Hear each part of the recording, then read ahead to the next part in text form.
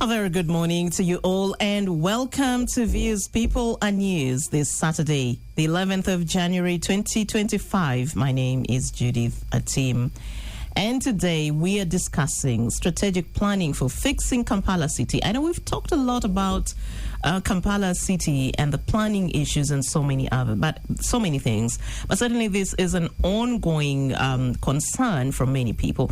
We're going to be looking a lot more deeply, of course, at the planning, the strategic plans for the city and what this means. Are the objectives therein or targets therein being realized or not? And how basically can things be done better? And before we go into that, of course, let's take a quick look at what made news this week. As you all know, it has been a very sad, painful week for a lot of Ugandans. Uganda is still mourning the death of Kawempe North MP Mohamed Segirinya, as well as former Koboko District woman MP Margaret Babadiri. Segirinya will actually be laid to rest tomorrow in his home village. Yesterday, his body was in Parliament for legislators to pay their respects, and today his body is at his home in Kasangati. Also, opposition leader Dr. Kiza Besigye, together with his colleague Obeid Lutale, were for the fourth time arraigned before the Machindie military court on allegations of being in possession of firearms. Their lead lawyer, Martha Karua, was on Monday this week granted a temporary practicing certificate from the Uganda Law Commission after, of course, a back and forth struggle to get her certified to practice. Besigye and Lutale were accused and remanded further to Luzira prison till Monday the 13th, that is next week. And still, on Tuesday, while Besigye and Lutale were before the court, one of their lawyers, that's Counsel Aaron Kiza, was arrested, brutalized, detained, charged with the offense of being in contempt of court, and swiftly, in about 2 minutes, he was actually handed a 9-month prison sentence and sent to Chitelia prison. And there's definitely a lot of outrage from his colleagues, the legal fraternity, activists. People actually wondering why hand him such a harsh sentence. So this is still an issue that is developing. We'll see what the next week brings. But there is a push to actually have him freed. Hopefully that yields some fruit. And on Thursday, some activists also marched on the streets protesting the continued trial of civilians in military courts. 7 of them, including activist Agatha Atuhere, Godwin Toko, were arrested and arraigned before Buganda Road Court. They were charged with causing a public nuisance, which they denied, and they were released on bail. But they will still appear in court sometime this month. And we also, as a country, we are hosting a 3-day comprehensive Africa Agriculture Development Program Summit, which opened in Munyonyo on Thursday. The summit closes today, and it has been focusing on sustainable solutions to the challenge of refugees, feeding, and the ongoing hunger issues across the African continent. It's expected that today a declaration, the Kampala Declaration, will be presented out of the deliberations that have been ongoing or have been made. And this declaration will hopefully address the pressing concerns through agricultural transformation strategies, which build upon previous declarations such as the Maputo Declaration of 2003 and the Malabo Declaration of 2014, all of which focus on agricultural transformation to eliminate hunger in Africa. The Kampala Declaration will introduce a strategy and action plan for 2026 to 2035, which will mark a new chapter in Africa's journey towards sustainable and resilient food systems. Well, we are hoping, of course, that this new one will be implemented because we know from past experience, the Maputo Declaration, for example, the Malabo Declaration, they're very good documents on paper, but little has actually been seen or realized by the countries that actually are supposed to implement or put into action the issues that have been captured in these important documents. Further afield, in the United States, fires across the Los Angeles area have devastated entire neighborhoods and have sent tens of thousands of people fleeing. Authorities are investigating deaths of over 10 people related to the fires. More than 10,000 structures have been destroyed, and more than 300,000 residents are under evacuation orders or warnings. More than 58 square miles or 35,000 acres have burnt down. And the dangers persist, of course, as winds that fanned the flames are expected to continue today. If you watch the footage from that side, it's just smoke everywhere. It is, you just can't imagine the scale of destruction that these wildfires actually cause. Well, that's it from what actually happened during the week. We can open the phone lines probably, and you'll share your thoughts. I will do that a little later. But of course, like I said, we are discussing the strategic planning for fixing Kampala City. Stephen, I don't know if we're opening the phone lines now. If you want to be a part of this conversation, just as we wait for our guests to walk in here, they're just around the corner. You could still be part of the conversation. Just give us your quick thoughts about, let's say, the death of Honorable Mohamed Segirinya and also the former Koboko District Woman MP Margaret Babadiri. Your quick thoughts and the events that happened during the week with Dr. Kiza Besigye and Rutale and the arrest of Council Aaron Kiza and so on and so forth.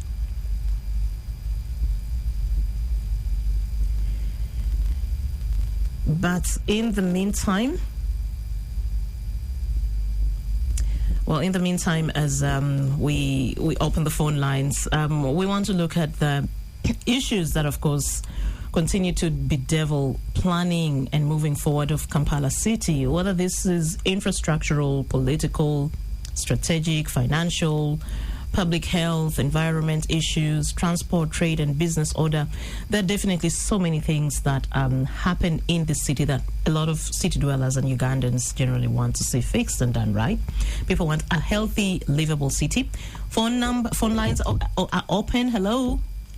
Good morning. Yes, good morning. Yeah, this is Roland. Yes, Ola. Yeah, Happy New Year. Happy New Year. How are you doing? I'm good. Yes. You? For Segirinya, it's speaking. Yes. The comment I have is the arrest of Aaron Kiza. Yes, please. However much we are angry and angrier, at least respect to the boundaries where you are. They've seen you, they will see you. Because, yes, you display that he was angry, and yet he was warned before. So to me, he did not respect the boundaries of the court-martial. So they got him there, and he was nailed. So I feel, first of all, respect where you are, even if it is not your home, but they're just there to advise or to seek guidance. First, get the guidance. But Ola, do you think he was handled well? I mean, the brutality that he suffered at the hands of the military inside court, and of course the sentencing. What do you think about that? Do you think it was fair enough? No, from the start. Me, I'm not basing on the day of the activity. From the start, his reaction, his response, it was like, I know this, I know I can deliver this, I know I can deliver this. So what you are displaying, because it is on camera, you are like, whatever that will happen, I was displaying this. But to me, if you are there, humble yourself. Just know I am going to win this. You shouldn't, like, because it was like a showbiz. I started this, I did it, because it was like you against what the fun you're facing. Sometimes we disagree to come to the agreement. Why am I disagreeing with you? So to me, the brutality just comes in because you have banged in. When you bang, what will be the reaction? Will you be handled in a humble way, or you be handled the way that you react? So you think it's actually okay for people to be brutalized, violated, or kicked so badly? Like, I mean, I didn't see how he was actually being, but the footage, you could hear him screaming and wailing in pain, and that was actually quite chilling. No. Let me say this. Sometimes you scream because you are calling for the attention of the public. Really? Yeah. In this case, it didn't sound like that, unfortunately. To me, I need to see where he is really like handled by a machine. He's being handled by human beings. How much if they carried him in a wrong way, not in a... I think when someone is screaming in pain and when they are pretending, you can actually hear it and be able to tell. And he certainly sounded like he was in a lot of pain. Because to me, It's okay, Ola. Thank you. Yeah. It's fine. Thank you. We appreciate your thoughts. If we have anyone else. Okay. So my guest, of course, I'm going to be joined by two people, and I'll let you know who they are as soon as they walk in. And I'm told they're just around the corner. Hello. Yes. Hello. Good morning, madam. Good morning. So I want to either subject or to add on what this man has just been digesting. Yes. Could I please know who I'm talking to? This is Job calling from Namgona. Job. Yeah, as if this man has never been in Uganda. Mm-hmm. This is a tactic put in place by the government to intimidate those who talk about the bad things they do. Mm. You cannot arrest somebody within 4 hours, then not even 5 hours, just 2 seconds or 30 minutes. Mm-hmm. Although you have sentenced this person to 9 months in prison. What this government is doing, even if you are the best lawyer to this government, one day you will say that I don't want their money. I saw me. Thank you, Job. Yes. Hello. Okay, fine. We'll be picking more calls later. The phone numbers are 0393 933 933, 0393 262 933, 0393 262 934. You could also reach us on 0393 266 933, 0701 933 934, 075 933 900. Those are the lines you can call and share your quick thoughts about the events that transpired during the week, of course, as we wait to kickstart our discussion this morning. Hello. Good morning. Good morning. My name is Richard. Richard? Yes, please. Yes, Richard, I don't know why I can't hear you so loud, so clearly. Could you speak up clearly? You're not speaking me clearly. Really? Okay, you're clear now. I think there was a problem on my part. Oh, so for me, what transpired about Council Aaron? People are saying that he was tried within Nongina. It reminded me of the Zadun saying that the military tribunal should not waste all day trying people. This should be shortcut. So that was one who was trying somebody so quickly. They shouldn't waste time. The court felt it was imperative to try him as quickly as possible. And where he is now, isn't it coming the week? It's quite unfortunate, but I think the all military tribunals are like that. So you don't want to face them. But is it justified, though, how someone is handled and brutalized within the confines of the court? Yes, hello. Hello. Yes, this is Godwillie. Yes, Godwillie. Yes, I enjoy your show so much. Thank you very much. Yeah. So on the issue of counsel, I don't know, these lawyers, I don't know whether they have put in their mind that Bessie needs the bail and he needs to be bailed out. So their actions at that gate should lower themselves such that they release Bessie on bail and the other things will follow. Because when these lawyers are like others, they have self-conflicting kind of interest. Fight for Bessie's life, let them release Bessie, and then your actions but those other reactions will come later. So I condone I dislike, first of all, the actions of the military at the gate, but they could have handled him better. But to me, sentencing him also, just within 2 minutes kind of hearing, without hearing from his whatever, it was so emotional kind of reaction. Thank you, God Willis.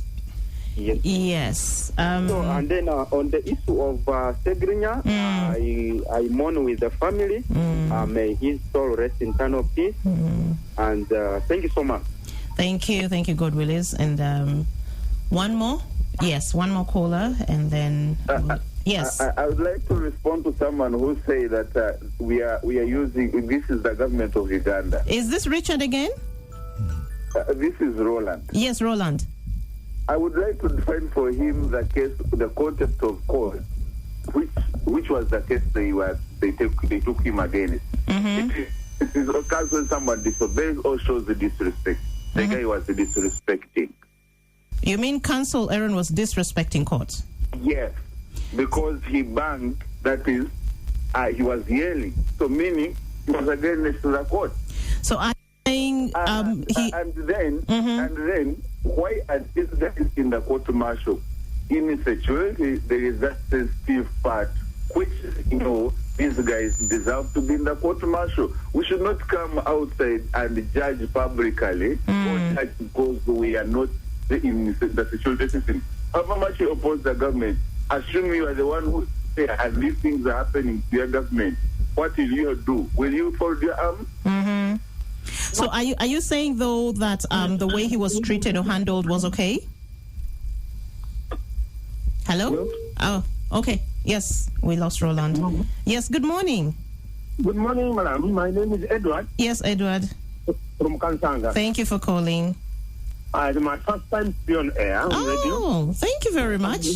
We've been following all these programs, but I've never been through now. Yes. Yeah, what you're thinking is very sensitive to the nation and very good. But I want to put my opinion that in the beginning, first of all, I wouldn't support civilians being tried in the court martial. I think, to me, that is also an illegality. So, Council Aaron was trying to exercise his skills in order to protect the unfairly tried citizens in the court martial.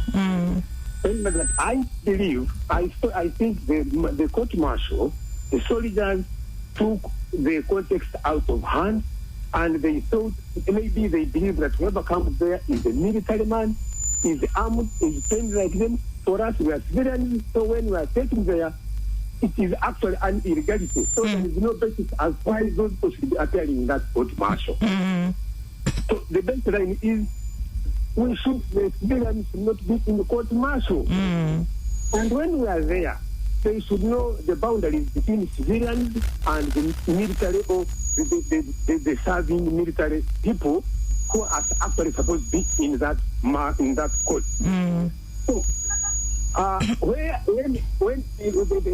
the way I think they are training, the handling of the people who are in that court, which is made for the active service, military service men, is different from we civilians when we are presented before that court. Yes, Edward. Thank you, Edward. Thank you very, very much for your thoughts. And we'll, I think, open the lines later in the show and to get more of your views on what we shall be discussing today. Thank you very much to all of you who've called in: Ola, Jacob, Job, Richard, God Willis, Roland, Edward. Let me now take this opportunity to, of course, welcome my guest who is here with me, Honorable Engineer Ronald Balimwezo Nsubuga, Member of Parliament, Nakawa East, Shadow Minister for Kampala, and he's also the former Nakawa Division Mayor. Honorable, good morning.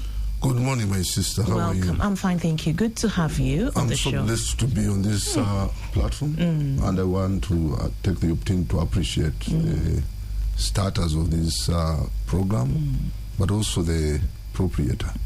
Thank you. Thank you. So as we were waiting for you, we decided we were still looking through the issues that, of course, dominated news in the week. And then we decided to open the lines and also give our listeners a chance to share their thoughts about this. But I think we talked about a range of issues. Of course, the court's issues on Tuesday at the court-martial where Dr. Besigye and Lutale had reappeared for their prosecution, and then the subsequent arrest of their lawyer, Counsel Aaron Kiza. We've talked about the death of our two members of parliament, Honorable Babadiri, the former Koboko Woman MP, and Honorable Mohamed Segirinya. So we're just getting reactions from people. Of course, the reactions are quite varied. There are those who say as well, Counsel Kiza knew what was coming. He disrespected the court, and therefore they imply that he certainly deserves what came his way.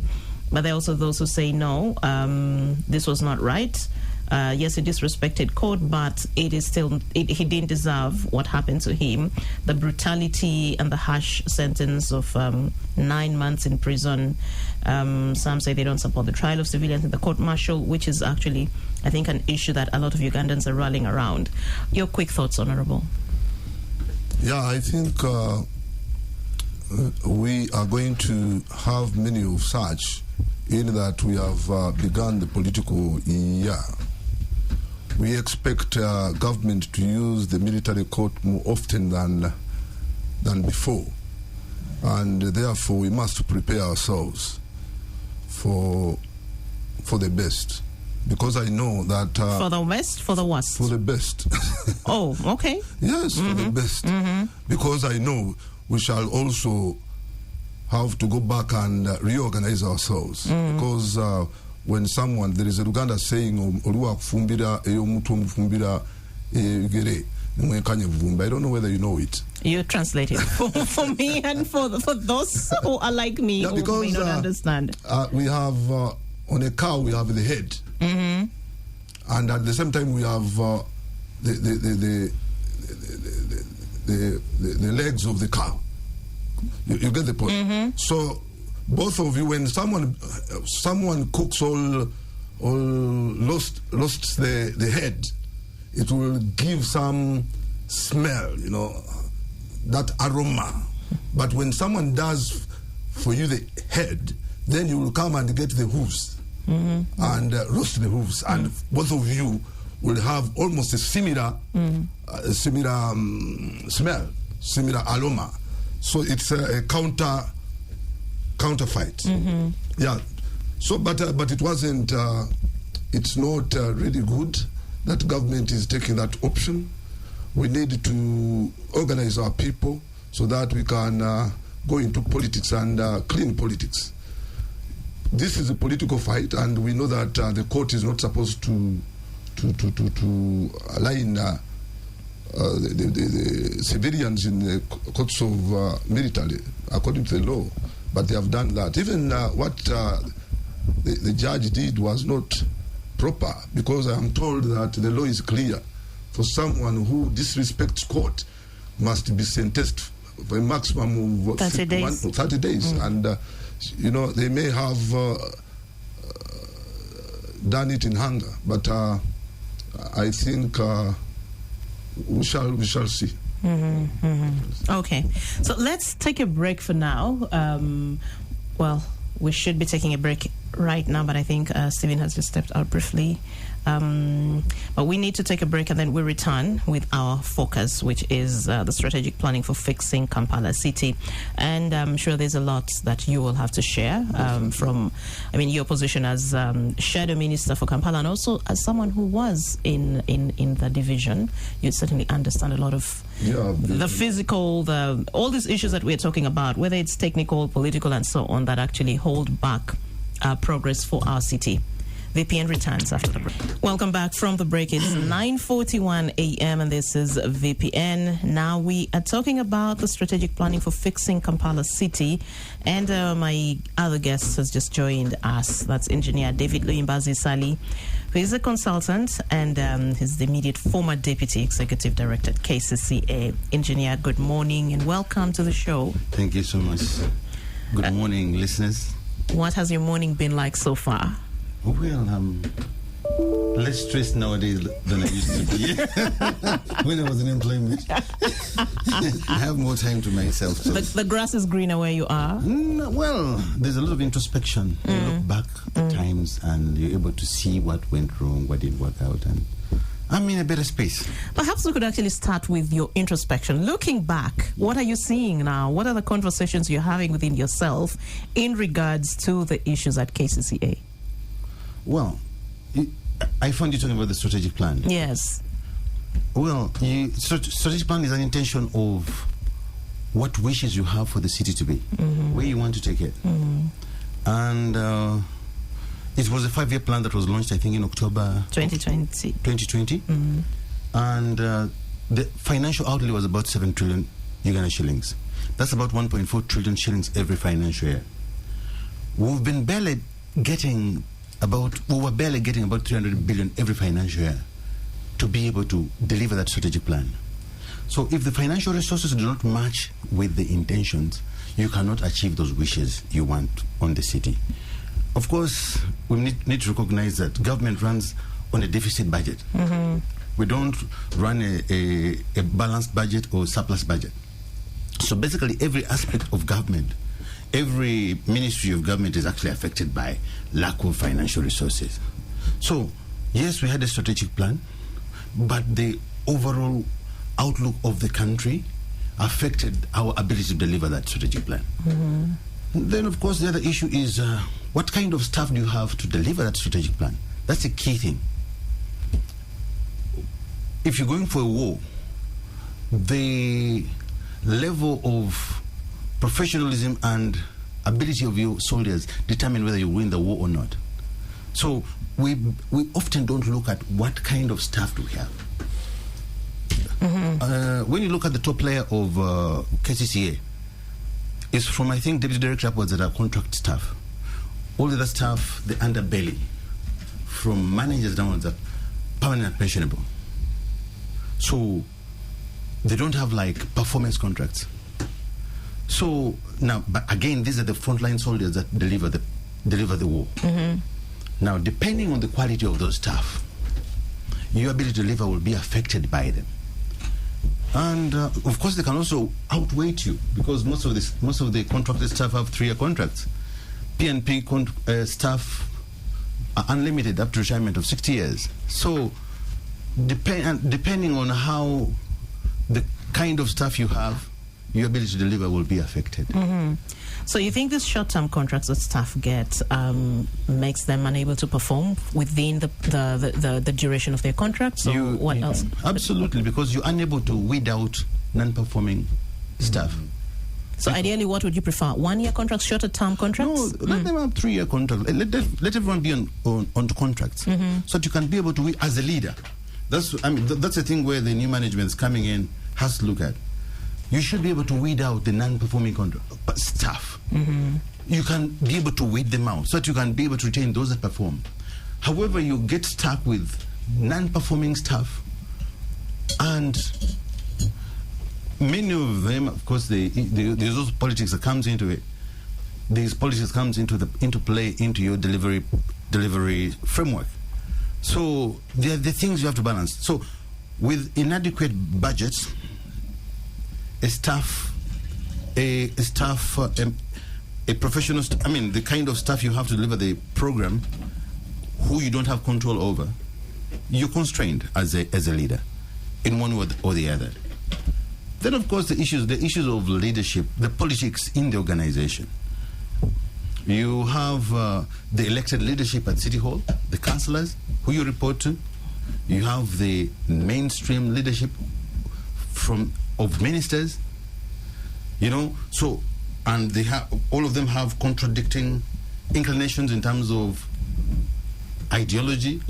Okay, if KC doesn't perform as an organization, it works for the opposition.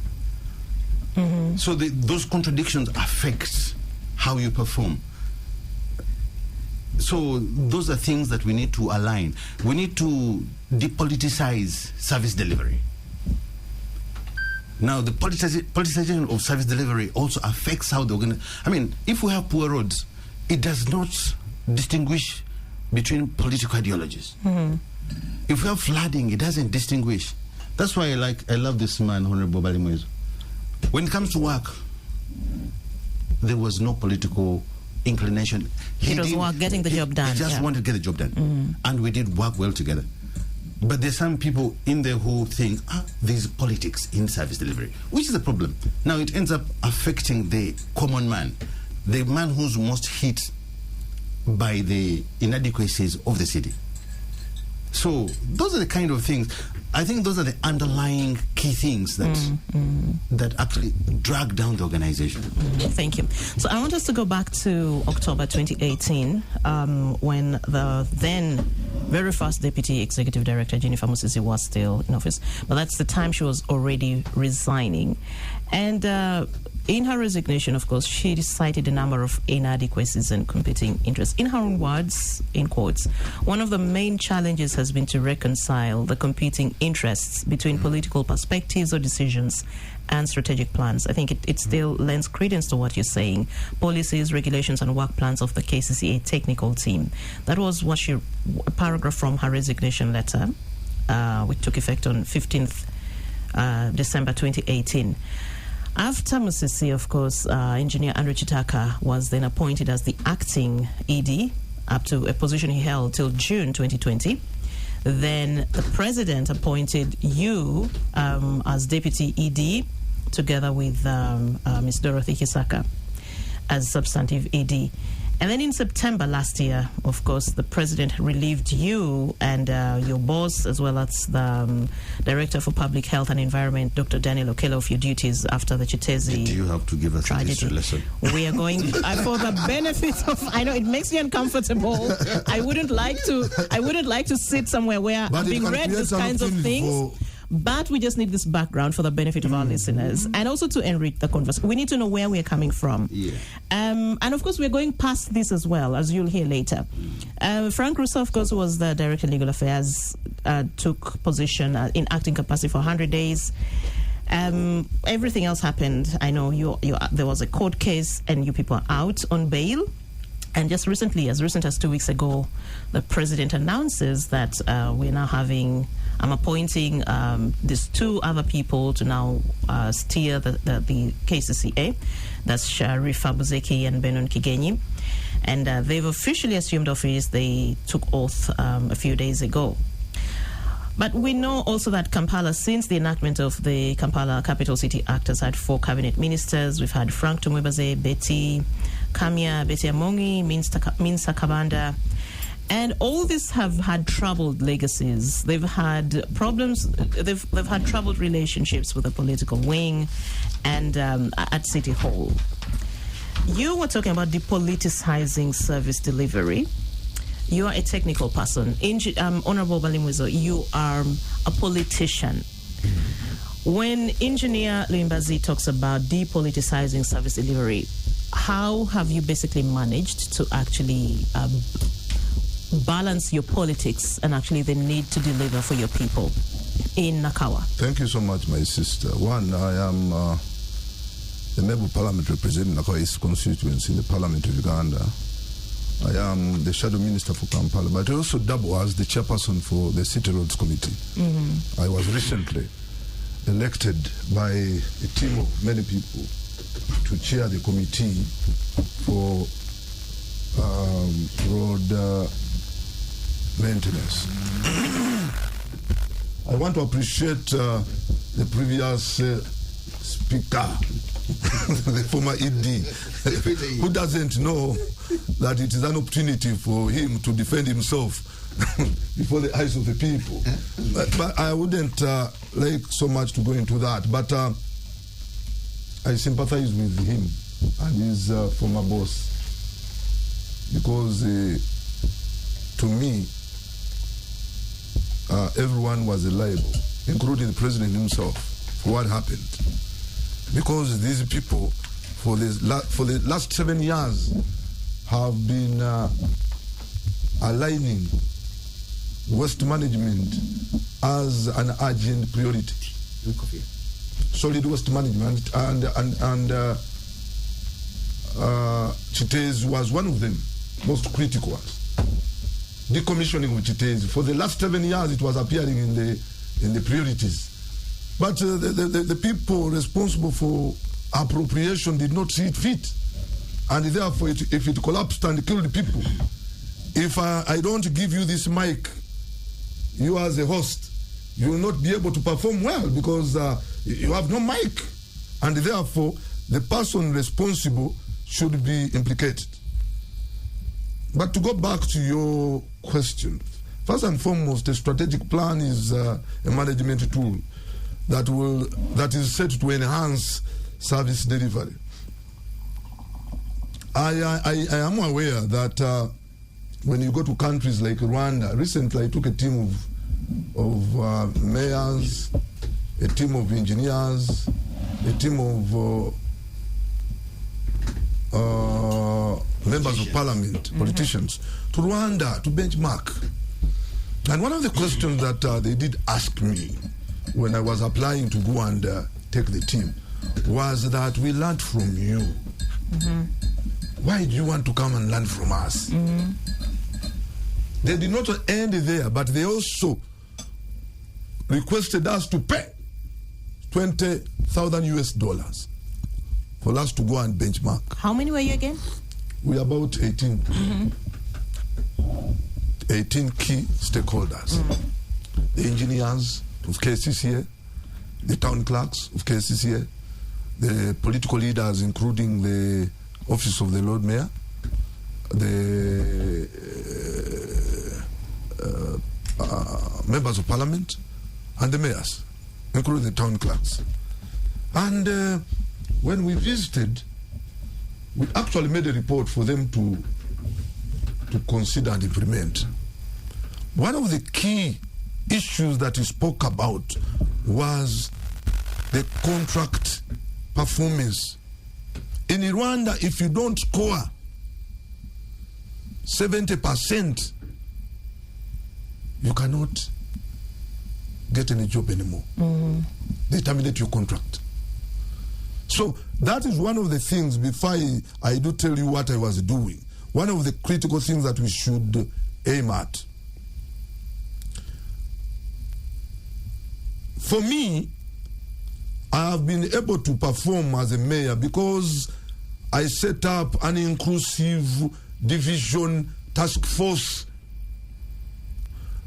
And for starters, these are key stakeholders. We had residents, we had civil society, we had business people, we had borders, vendors, government agencies, to first and foremost align on urgent and critical priorities. Because we have a budget. I came in when the budget was there. So we had to align, call all these people, be included in the building of the division, and we are able to move as a team. That was very critical. Then we had also to make sure that we have, we restore public confidence, public trust.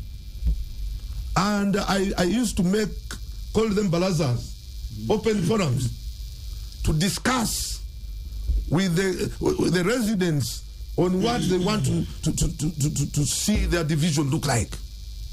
So that helped me a lot. I tried very much, he's aware that I fought corruption, because corruption is one of the biggest challenges.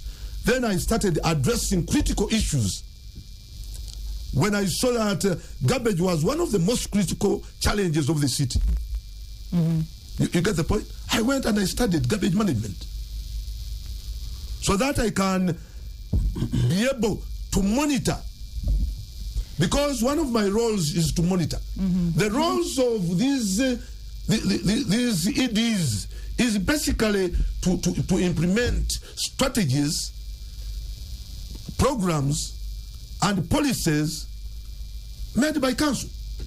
The political wing provides the strategic leadership for the technical team. For the technical team to implement, to enhance service delivery. That is their critical role. And that's why it is important that the ED must be a fountain of knowledge, almost in all aspects, in all sectors. KCC is like a government. It is a government. It is a government, actually, where all sectors are represented. Therefore, the ED, who is the advisor of the political wing, because political wings are bound to make mistakes, but who is there to advise them on policy issues? Just one thing. A lot of times when we interact or engage with in conversations like this, there's one thing that comes up often, that there's a lot of interference from, say, State House, especially now under the KCC Act. True.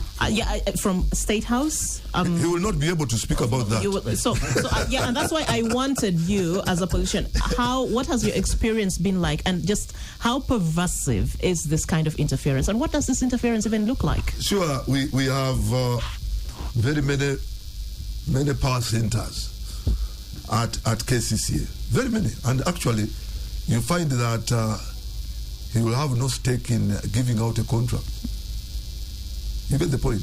There is either Salim Saleh who will say, give this person this contract. No, these are people that will be fielded. I'm telling you this. That's not And no, you'll have your time, engineer, to actually counter so him. we have very many power centers. There is no, and I'm telling you, the biggest challenge we have is the lack of rule of law. And I think when I speak about rule of law, everyone knows what it means. The law must be subjected to every individual, every government institution, every private institution. All of these must be subject to the law. But you find that because of the many power centers, there is this saying, Gamba no gu. You know, everyone has impunity. In the city, including the Wananchi. But most importantly, we have these power centers, and I will mention them. We have the president. We have the minister, both ministers. You have been seeing them, you know, in a battle with the Lord Mayor with them. We have the Lord Mayor himself as a person. We have the RDCs. We have now even the PS of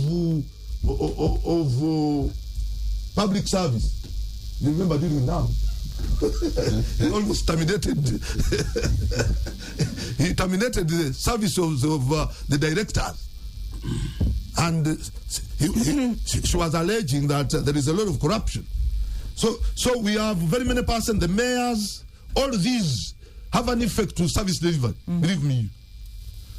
So unless we have rule of law whereby the law will be in action, it will be in vain. Let me take you to an example where they are now in courts of law.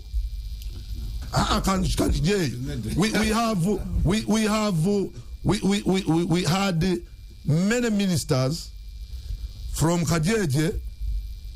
Let me mention the ministers that have been there ever since Musisi was. Because during Musisi's tenure, it was revealed that decommissioning of the Chitez should take place as fast as possible. And we had how many ministers? About 10 ministers since then. And decommissioning of the Chitez has been a priority. At the watch of these ministers, who are in fact in charge of their budgets, you see, but nothing was done. How do you then come and imprison my brother here, engineer, who has always requested for a budget? So I'm going to come back to you on the question of actually all this bloated structure and all these so many leaders that you're having and all these powers, and especially the ministers. And everyone has power over the executive directors. What does this do to the management of the affairs of the city? But let me come to you. Let me come to you, Engineer Luyindozi. When Honorable here was talking about there's too many power centers and how it interferes with the work at KCC, you were actually saying, you're countering him and saying, no, that wasn't actually true. What perspective do you share about this? The thing is this. Again, there's politics in everything we do. Absolutely. I have a lot of respect for my brother, Honorable Balimwezo. A lot of respect. He's a good man. Again, but however, he's also colored by politics at some points, like some of the things they say today. Now, if we're procuring contractors for roadworks, we advertise these works publicly. there's no influence peddling at any point. There's no politics at all. However, when the winner is announced, then politics injects itself in the process. They begin to align the winner of the contract with some political alignment. Now, this is where we mix service delivery with politics. Because it will work for the politician to allege, but we have a procurement law where you can actually suspend a procurement. You can investigate a procurement. Which law did you use to give SFC a contract to rehabilitate, and which law did you use? The PPD Act. Where? SFC. Where? SFC is like a force account unit. No. Force account where? Don't you have force account in cases here?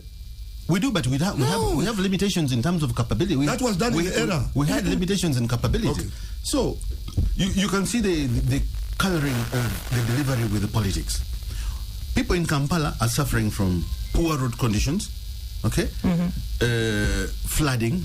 If SFC is coming to help, where is the problem? The common person wants a good road, doesn't care who delivers it. You don't want any flooding. So are you in a way admitting that the contractors that you had prior were incompetent, could not do a good job, and that's why SFC had to come on board? And without SFC, we actually cannot have functional roads in the city. No. It wasn't not about the contractors. We had limited budget as KCCA. With the limited funds, you need to use resources such as if SFC has equipment and soldiers that can come and work and help us at a lesser cost than when you go out contracting. It's better, it is cheaper for KCCA. We're able to deliver more kilometers of roads. It makes sense. If somebody is giving me a good service for over a longer period or over a longer stretch of road at a cheaper cost, it works in the interest of the public. So far, what I think also, I'm also curious to know, and I've also seen some commentaries on social media, and people ask, what are the successes of SFC now when it comes to this road works that we're talking about? Yes, I understand your argument. If it's you want value for money, you want something that's cheaper, but they'll still deliver. But have they? My sister, it's not even cheaper. I will explain. Let him first. But I'm the technical person. It's okay. The mic is yours. I'll give you examples that I can recall off my head. King's African Rifle Lane was almost impassable. SFC fixed this. How many kilometers were those? Okay. In KCCA, these are small sections of roads, but just a small section can actually block an entire artery. Lower Kololo Terrace, above Housing Finance Bank, was almost impassable with a big section gone. SFC fixed it. Chiembe Lane was almost impassable. So basically, they were doing patchworks on this road. They were doing sectional repairs, because we couldn't afford to fix the entire section. You know, because of a limited budget. Yeah, I know. You talk about you want 1.4 trillion and you get 300 billion. So you have to improvise. So again, you know, where things would have made sense if there was no politics, it stops making sense when politics comes in, because it's assumed that SFC has come in, but SFC is not a business for anyone. No one, I mean, it's a government organization. So nobody can come in, nobody's making money out of it. You pay money to Ministry of Defense, Ministry of Defense deploys its equipment and its staff. So government cannot be making money off itself. So it doesn't make sense. But however, when in a political lens, it appears as though it is politically misaligned. So SFC has done a lot of work, did a lot of work while we were there, and did achieve successes that helped KCCA be able to alleviate the poor condition of roads in the city. That's a fact. Can I say something? When he's done, let him finalize, and then I'll give you the mic. Also, on another front, it was cheaper than if you contracted. When you contract, there is a profit element that is put in, and overheads, which you kind of don't cost when you're using government resources.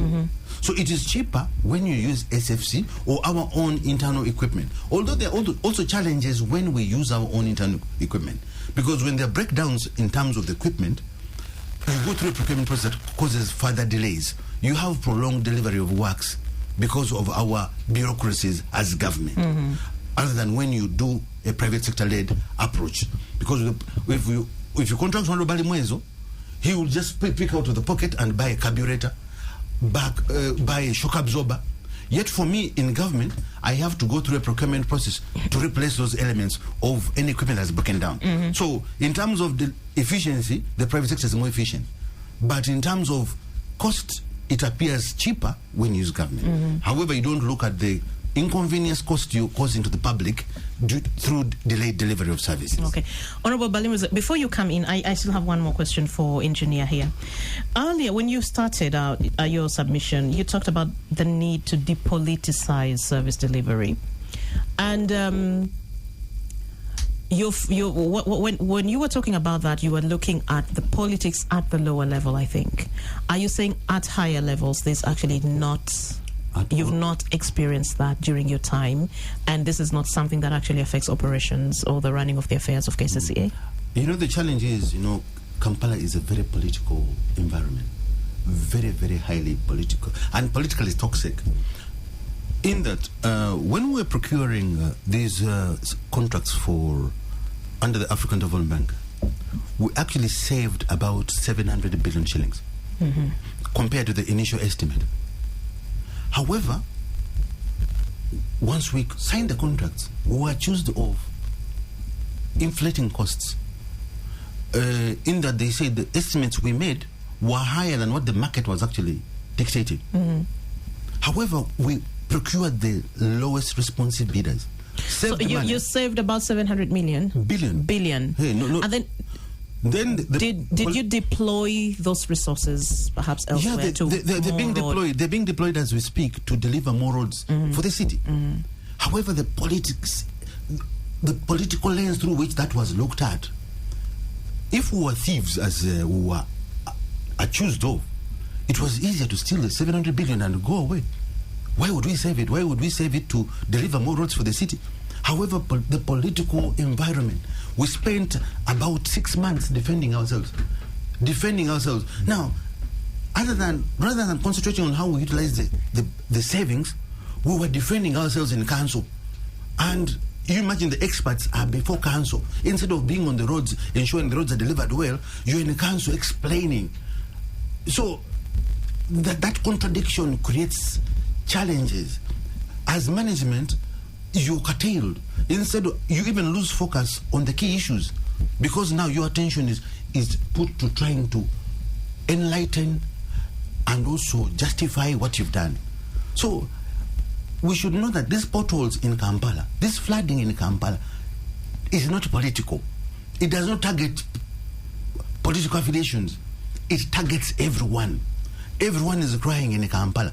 Not that, this party is more affected than the other. So the moment we depoliticize what is being done, ensure that professionals are at work and you allow them to put time and attention to that work, Kampala will be better off. But right now, because of this politics, you find that you will have incompetent people at work. They will survive because they will be in bed with the politicians, leaving the wananchi who want these services to suffer. That's why I disagree with you that portals are not what? You say portals are not what? Are not politically affiliated. They are. They are. They are both political and technical. They are political and technical induced. You get the point? If a political leader does not do his role of even monitoring, then the roads will get deteriorated very fast. If you give away a wetland, the waterway, you as KCCA, and you allow people to construct in the waterway, then you are doing a disservice. You know that the greatest challenge and the greatest enemy of a road infrastructure is water. Recently, KCCA allowed a developer to construct over a channel. At their watch, you cannot tell me they are not technically induced. And that kind of impunity is what we don't want. No. I'm telling you, this must not happen.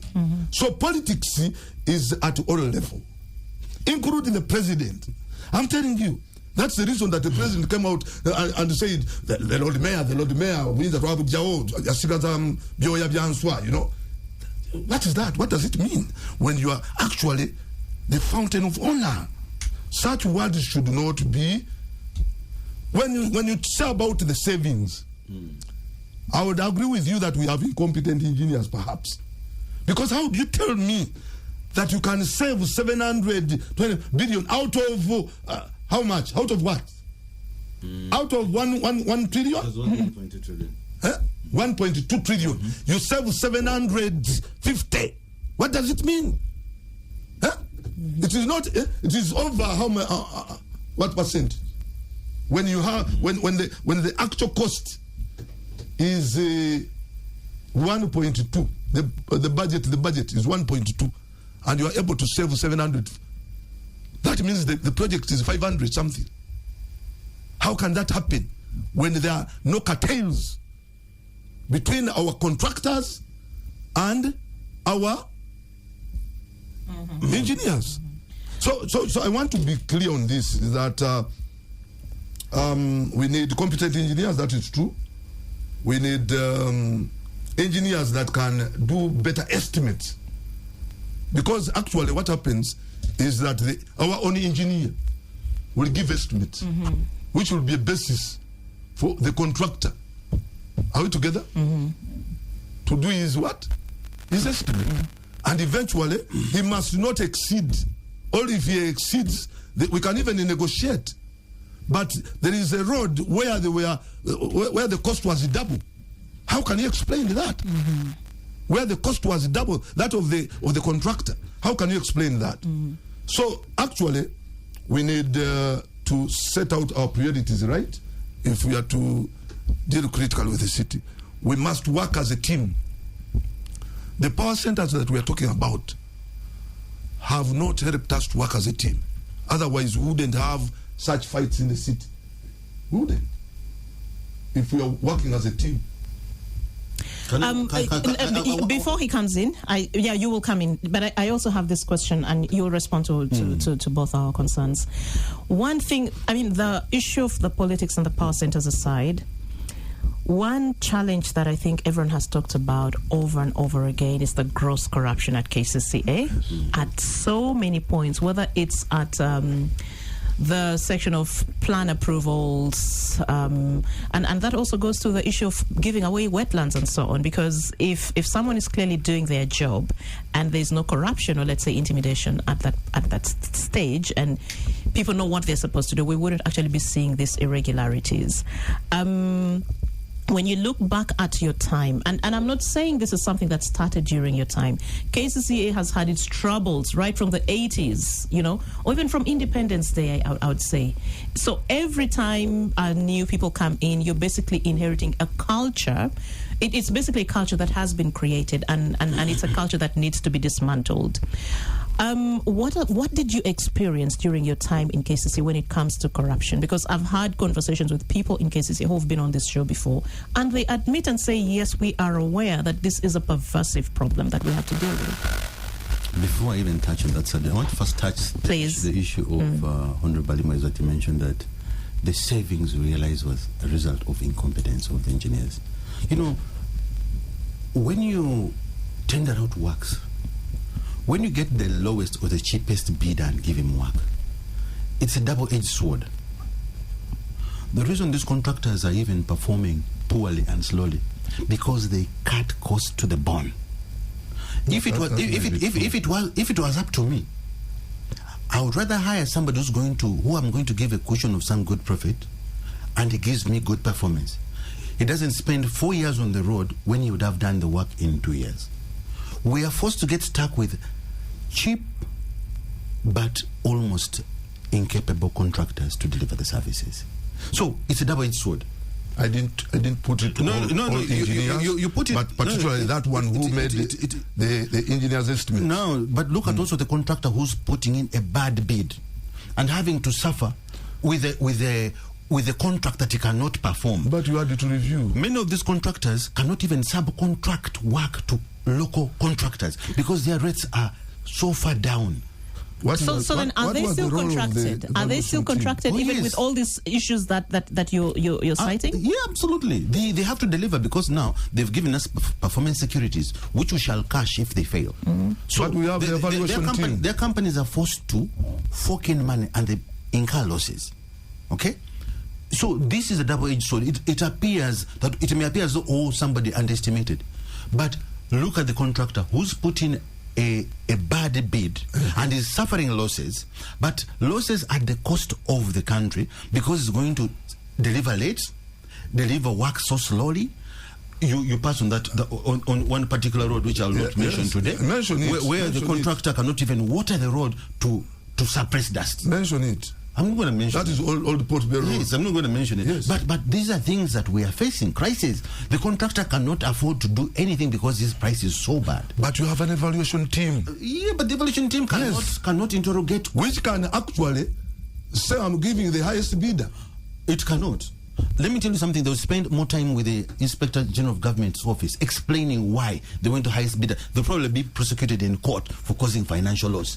So, as a public servant, we face a lot of challenges. In that, you'll be beaten for doing the right thing. Mm-hmm. You'll be beaten for trying to do what is in public interest by the politicians. But they are usually consultations. You tell me who... They are usually consultations. Try and go and instruct somebody to give the highest bidder a job. You try and go and do it. But after consultation... What consultation? Yeah. The procurement law is very clear. You look at the capability of the contractor. Yes. What is his finance? What quotation has he made? Mm-hmm. If he meets all the requirements, and his price is reasonable, you give him. Hey. But his prices are not reasonable, and you are giving him. Why? Now let's come to the issue of corruption. Corruption, and I hate to say this, it's everywhere. Even these politicians who talk about corruption are corrupt. In fact, very corrupt. Because they preside over this, they don't talk about it. They say the words, but do nothing about it.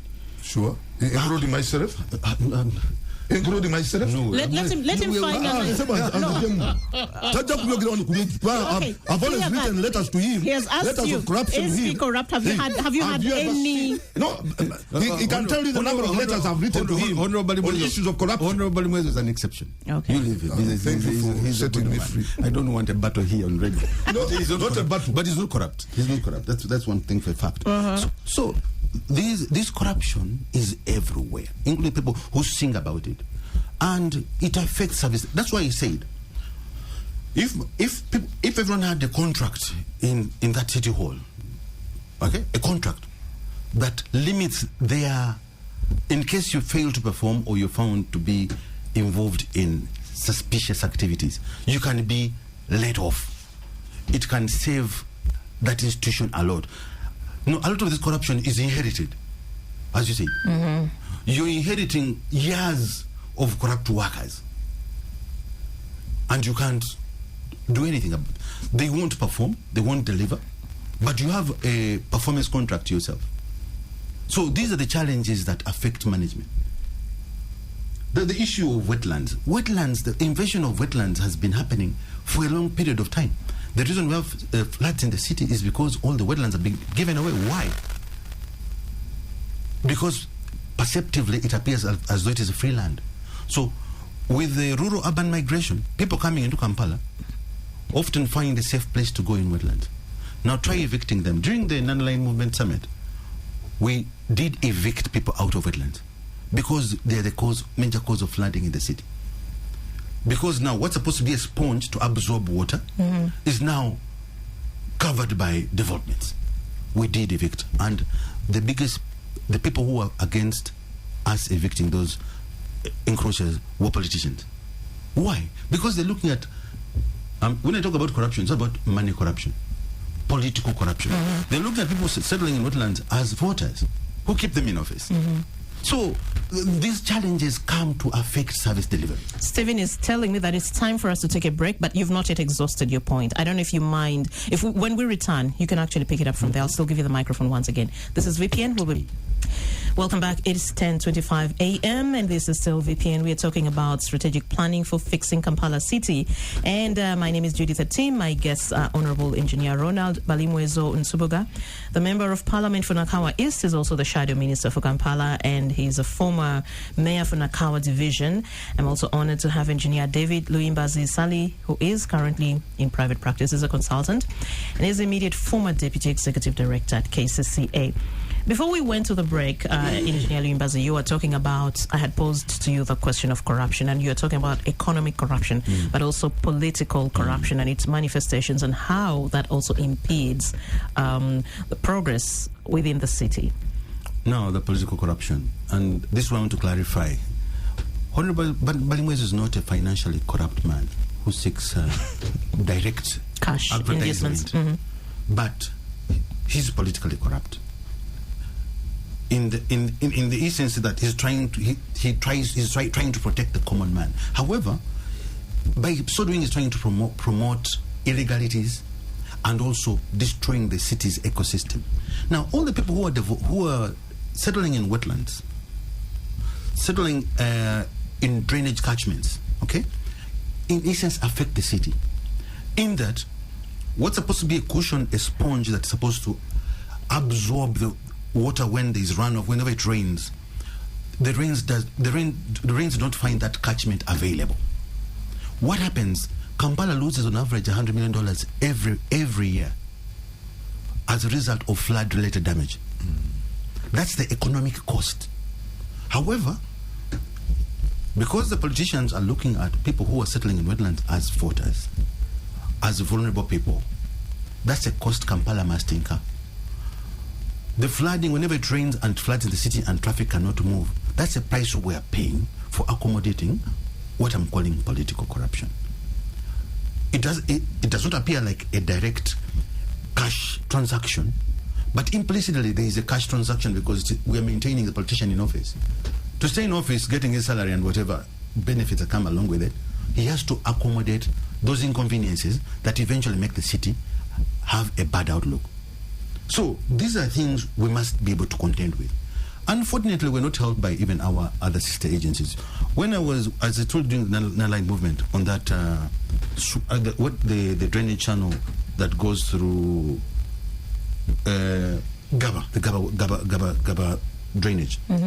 Gaba Kansanga. You find that Umeme has also distributed power there. National Water has also distributed their lines. In that, even people who are illegally staying in the swamps now have metered water. They have power, they have water, they have all the utilities are supplied because they're also just looking for the direct return from having a client pay. Now, these are the inconveniences that are creating Kampala as a slum. But we need to bite that painful bullet, say yes. Even if I'm going to lose my voters, we need a good city. If we're going to have a smart city, we need to bite that painful bullet and say, enough is enough. We're going to take people out of the wetlands so that we have a flood-free city. Otherwise, you cannot demand for a flood-free city when you're allowing illegalities to emanate everywhere in the city. He talks about segregative application of the law. Garden City. This is Garden City. It's built over a drainage channel. Yeah. Okay? However, what they do, they make sure that drainage channel is well maintained. I think even forest mall is. Now, yes, the issue you're talking about is about HAM. If HAM is going to help us improve the drainage system, even if he builds over it, as long as he makes sure it is well maintained, I would support it. However, if you have undisciplined development on a wetland, on a drainage channel, where somebody is even dumping waste in the drainage channel, if essentially blocking it, that is not helpful. We know we don't have enough resources to line all our drains, improve all our drainages. If somebody is coming in to help, even if it's creating an inconvenience while helping you, why not allow it? Okay, so you talked. I know Garden City doesn't flood as much, but Forest Mall, we've seen every time it rains, we actually see the pictures. Banks get, it's with the offices that are on the ground floor. We see a lot of banks getting flooded. But I'll come to you on that later. Let's give the mic to Can you allow me to? Please, by all means. What should you Make a report. should you respond to it? You know, you talked about the planning for the people in Kampala. Kampala is for Ugandans. It is the role of the Lord Mayor and the council to make strategies, policies, and plans for the city. The role of the ED is to implement. I don't know whether the council has made strategies and policies to encroach on the wetlands. But I've seen letters written by the executive director giving over wetlands, giving permission to construct in wetlands. Recently, you saw what happened in Mugolobi, where I fought a fight. If he says that I fight for my people, those are all my people. But I made sure I write letters. I went there, stopped them, chased them. You cannot demolish buildings in where was this, in Rubiji, then come and allow a developer to construct in over 175 acres of land of the ecosystem, an ecosystem that he has talked about, an ecosystem which is equally a catchment area and at the periphery of Lake Victoria. Today, National Water spends 6 times the amount it used to spend about 5 years ago in treating our water. And why? Because these people have encroached on the ecosystem. Water is unfiltered. And right now, as I speak, our Lake Victoria has maggots. Our Lake Victoria has heavy metals, that even our fish are contaminated. You cannot tell me that you can easily allow someone to construct in that wetland. And these rich people have damaged it. We have a report by KCCA revealing that the entire Chinawataka channel has been degraded by mega investments. Don't you know that report? But they poured what soil there. KCCA was looking on. I wrote several letters to both NEM and KCCA. Nothing was done. But you come and begin demolishing vulnerable people's houses. By the way, you're supposed to plan for those people. It's your role. Your role, ED, to plan for those people. I'm a private man. Okay. No, it's the role of KCCA to deal with Islam development, to deal with housing challenges of the people in the area. So therefore, I want to conclude this. We actually don't lose $100 million. We lose even more. But that was a World Bank report of 2008, where we used to lose over $100 million every year. Today, we lose over 240,000 man-hours every day because of jam. And in monetary terms, that is 10 trillion every day. So the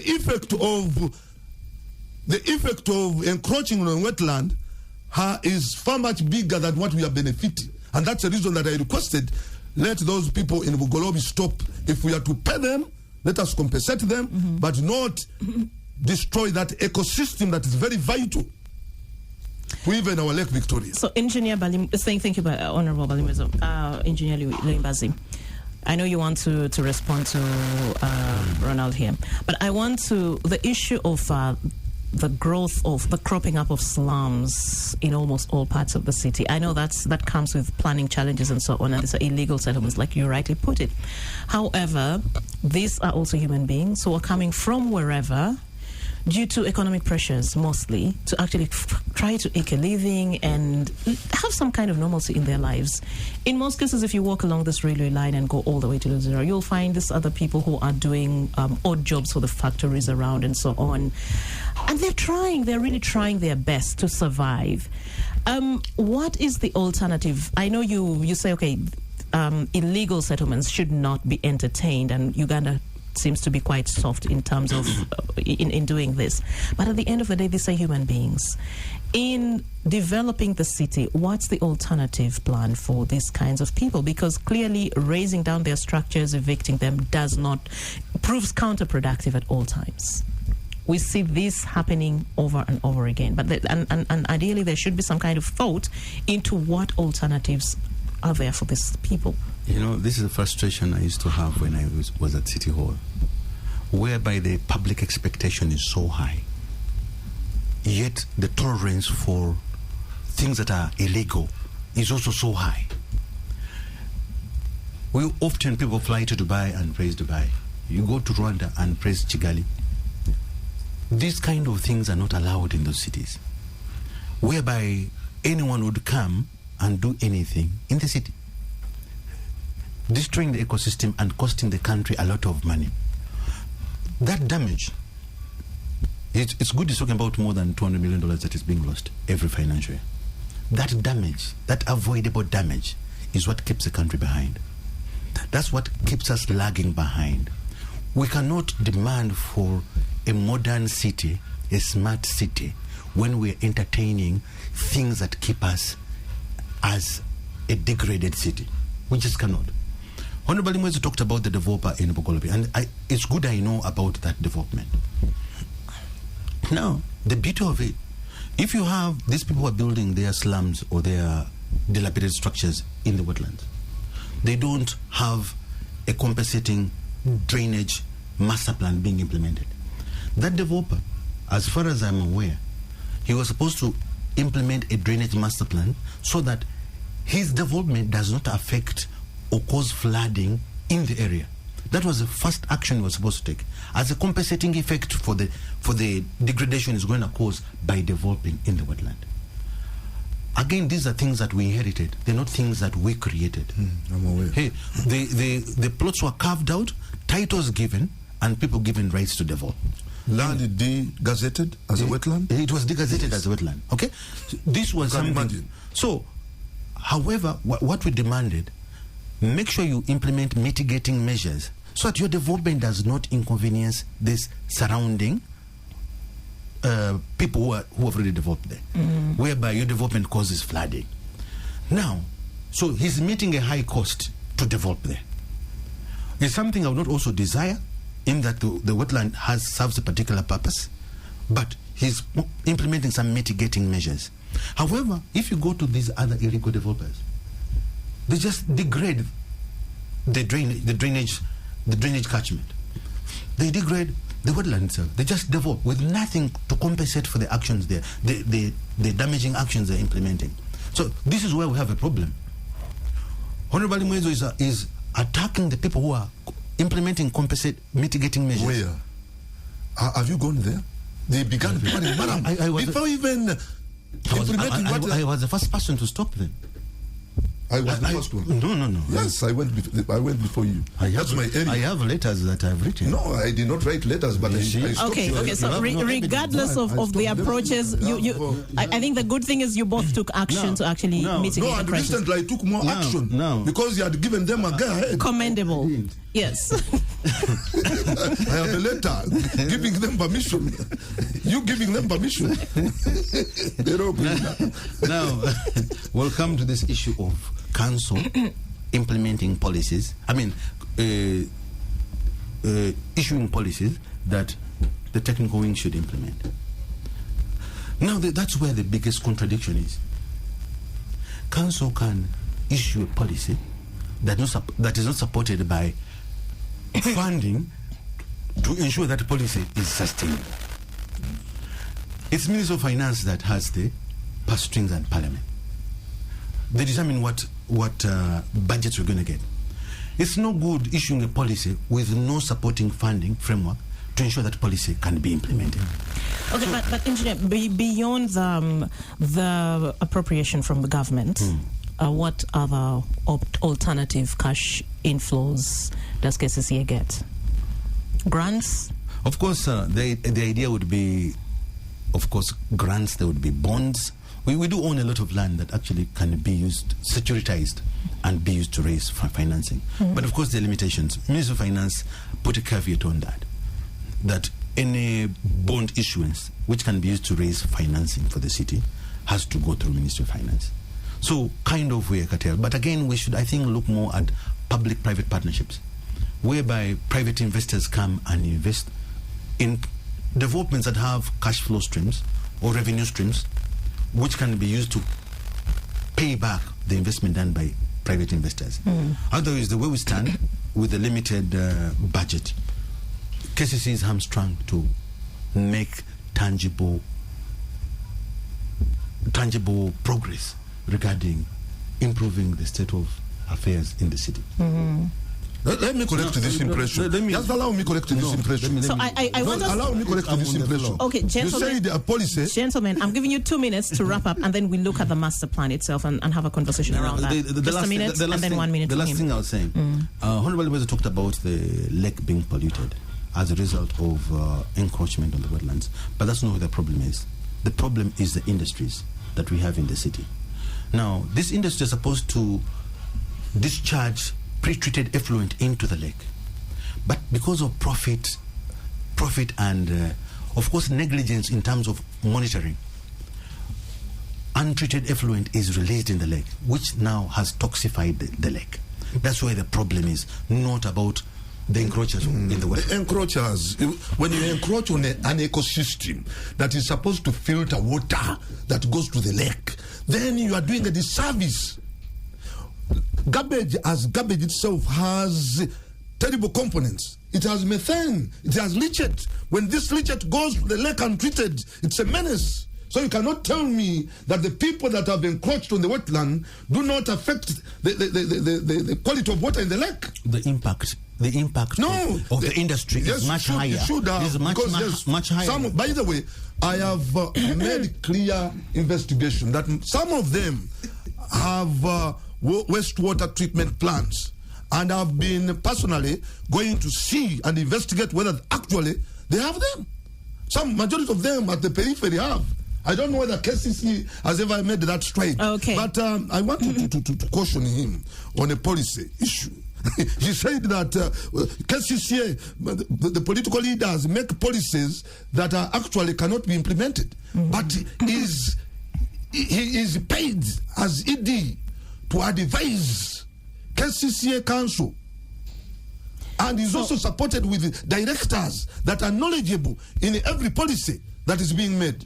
So he cannot tell me that council, he leads to council making, utilizing and wasting money.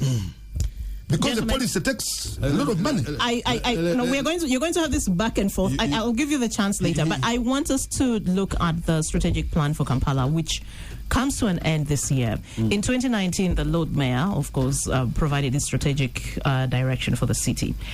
That was in December. And some of the key, there are actually 8 focus areas. The Kampala strategic plan, and at that time the intention was to finalize and launch the Kampala social economic development, and which would constitute the guiding tool for transformation of Kampala for the next 5 years, ending this year in June. At that time, the Lord Mayor said they had embarked on development of the Kampala physical development plan, which covered the precincts of Mulago, Makerere, Kololo, Nakasero through neighborhood planning, and of course they're committed to covering the remaining precincts.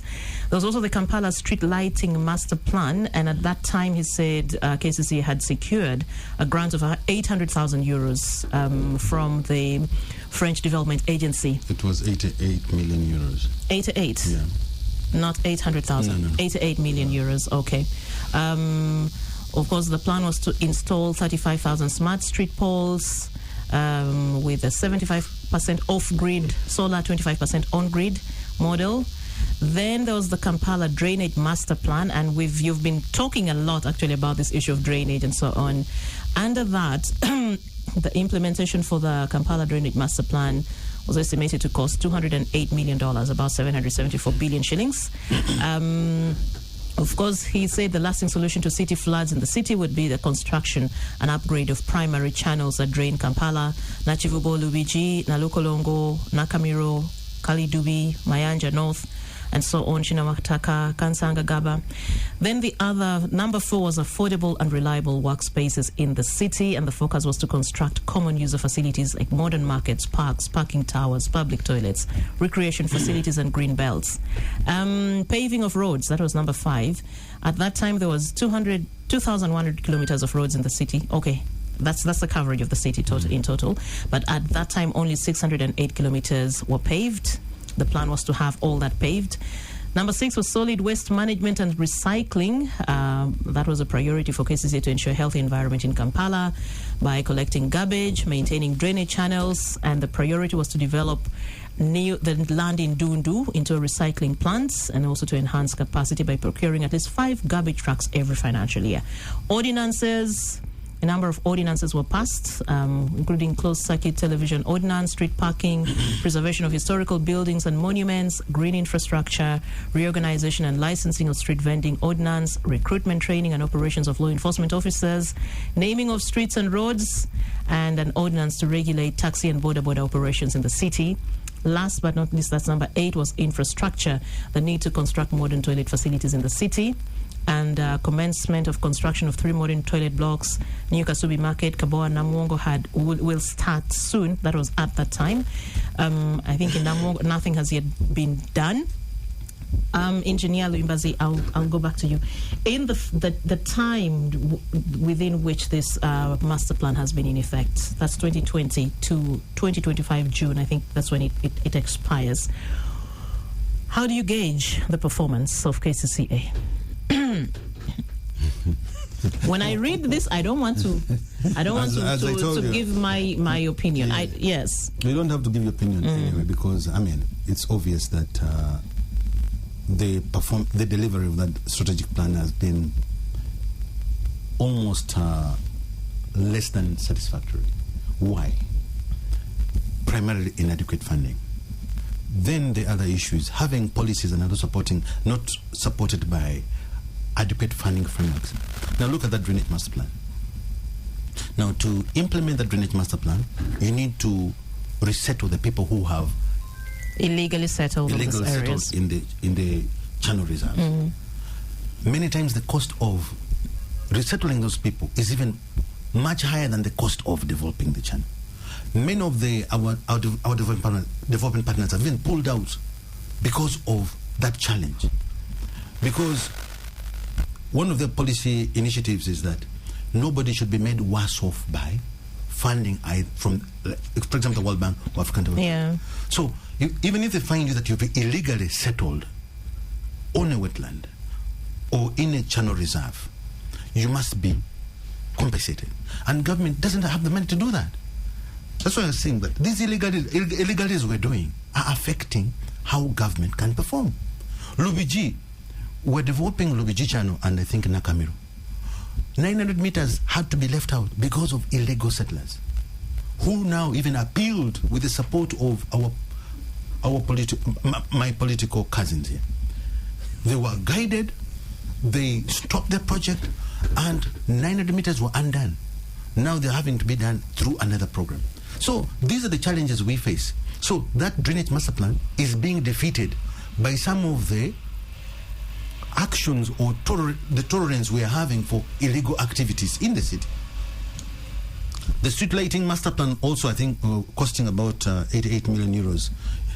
Because of the delays in getting approvals, the loan had to be pulled back by the French government, which in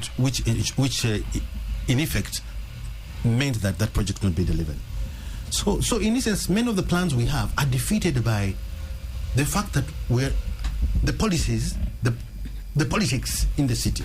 So in other words, no matter how beautifully we actually draft these plans, we are basically stuck in the same old mess and we don't have a way out. Is that what this means? If we don't follow through our wishes with tough policy actions, this city is stuck.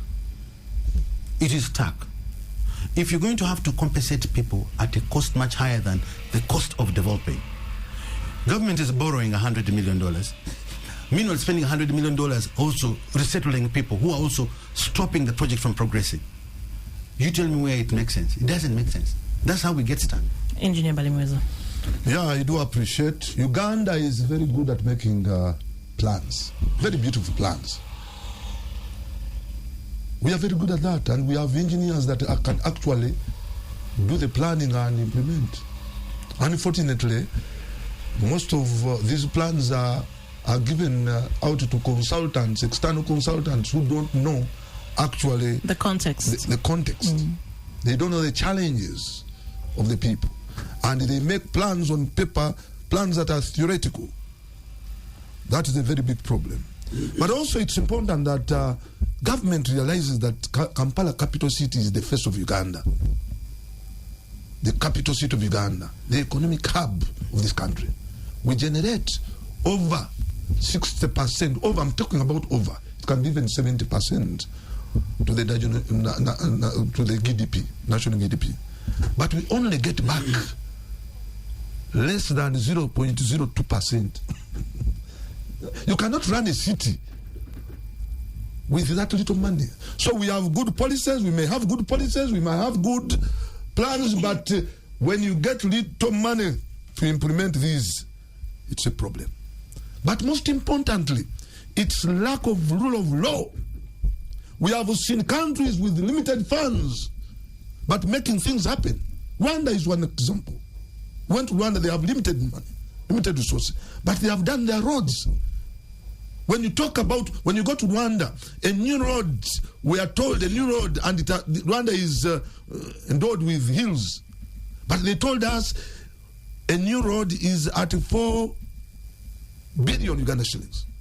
Here in Kampala, it can go to trillions, billions of money, and more than. I know he's going to say that because we have the land factor here, we have the compensation factors, we have different lanes, but that lane is even worse than Uganda.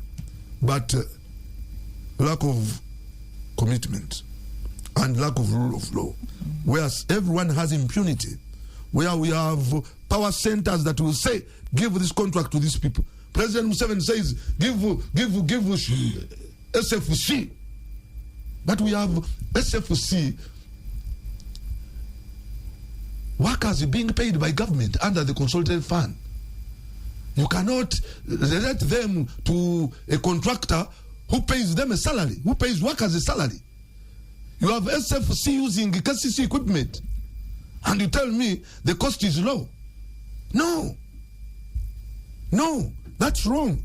So that kind of impunity, but it's important to know that actually the money that is given to KCC is very little, that can't make any impact. And the government, parliament should realize that and make sure that they do appropriate enough funds to make things happen for the city. The face of Uganda, and the deal, the sitting room for this country. Okay, so there's a concern here that, but also Honorable Balimus is partly to blame, not as a person, but as a legislator, especially one from Kampala. You, when you sit at Parliament, you make these budgets for Ugandans. In as much as the funding, the disbursement of funds come from Ministry of Finance, Planning and Economic Development. So Parliament also has a role it plays, or it should play, when it comes to budgeting, accountability, evaluation and monitoring. What do you say? Budgets are all about setting priorities right. And who sets the priorities right? The budget is for the president, and recently you realized that he took away our powers. We had appropriated money for critical things that we thought maybe could be important for the people. But the president said no. How can you fail to give your own national housing company money and you give it to Rocco? 300 billion. National housing was created to construct low housing estate for vulnerable people. But you give that money to Rocco? Previously, you gave it 200 plus billions of money. Today, you give them that. So our power was taken by the president himself. So we no longer have that power of appropriation. And that's the reason that I'm running away from Parliament to go and work with them as Lord Mayor. Engineer Luimbazi, if KCCA has new leadership, what would be a candid conversation or advice that you would actually give them as their tenure takes off? Before I handle that, I want to first correct some of the I thought you wanted misalignments. to compliment. No. Now, this issue again, the politics comes into what we present here is an issue. Now, when SFC was given a contract to help us, they came to KCCA. Not to help us. Yeah, to assist us, to assist KCCA then. They found we had about 15 pickups that were parked, unused, broken down. Why? Because we didn't have money to buy these pallets due to limited budgets. SFC said, let's repair these vehicles. Where did they get the money? Wait. Let's repair these vehicles. By the time we finish this contract, we shall give these vehicles back to you. At the moment, they're not being utilized. And that's what they did. It helped the institution. These vehicles were parked and unusable. They repaired them, used them for the projects, and then returned them to KCC. Now the issue of finding cheaper roads in Rwanda compared to Uganda. While I was in UNRWA, there was an allegation at one time. There was a project financed by European Union, Mbarara to Gatuna. The European Union was also financing another project on the Rwandese side, Gatuna to Kigali. And the perception was the Ugandan side was more expensive. Perceptively that we were cheating. National Roads Authority then, compared to Kigali. We did a quick investigation of that. And what we found was quite revealing. Mm-hmm. The scope of work we were doing in Uganda was much higher than what Rwanda was doing. What? We were reconstructing a road with a 20-year design life. In Rwanda, they were rehabilitating the road with potentially 7-year design life. So what we were buying were different things.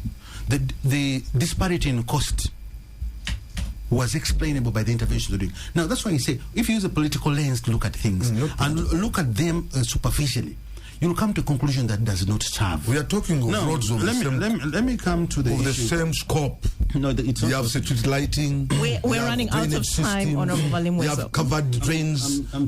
Let me finish now. We need to wind up in like 2 minutes. It's almost time for news. Yes. No, the new management, the things they must look at, which is important. They must look at the funding piece. Mm. They must secure financing to be able to deliver on the plans they have. Without resolving the financing issue, it will be a challenge. Mm. Then they must look at the staffing. Critical. Without a good attitude in the staff who are corrupt, not intending to perform, people who do not come to work, they come late, leave early. It cuts across. Staffing is a critical issue which can derail or make you unable to deliver. Then they must learn that the political wing will always say something that will annoy you. But it is a politics. You must be able to ignore the political noise. Because the political noise can distract you, can derail you. Political noise can be relevant to you. Well, those are the 3 critical things I think I can talk about. Okay, thank you. The new management. Honorable Balimweso, if you're to picking from where Engineer Luimbazi just stopped, do you think this is actually possible looking at the current state of affairs and also the fact that we're in a political season as well? And KCC also tends to be quite political also during moments like this. It is very possible if the ED and the Lord Mayor can create a teamwork and look at inclusiveness in even decision making. It is very possible. They need to create trust and confidence in the people. They should begin with the small things to give them a good beginning. Otherwise, if they come to rush, remove the borders without preparing them, remove the vendors without making them good workspaces, okay? They will create havoc in the city. So let them sit down and do planning. But more importantly, they should work together as a team. I think things will work out well. Thank you very much, gentlemen. Honorable Engineer Ronald Balimweso Nsubuga, MP Nakawa East, Shadow Minister for Kampala and former Nakawa Division Mayor, and Engineer David Luimbazi Sali, consultant now, immediate former Deputy Executive Director, KCCA. Thank you very much, gentlemen. We've been talking about the strategic planning for fixing Kampala City. My name is Judith Atim. This is VPN. We'll be back next Saturday, same time. Do join us then. For now, it is bye-bye, and have yourselves a wonderful weekend.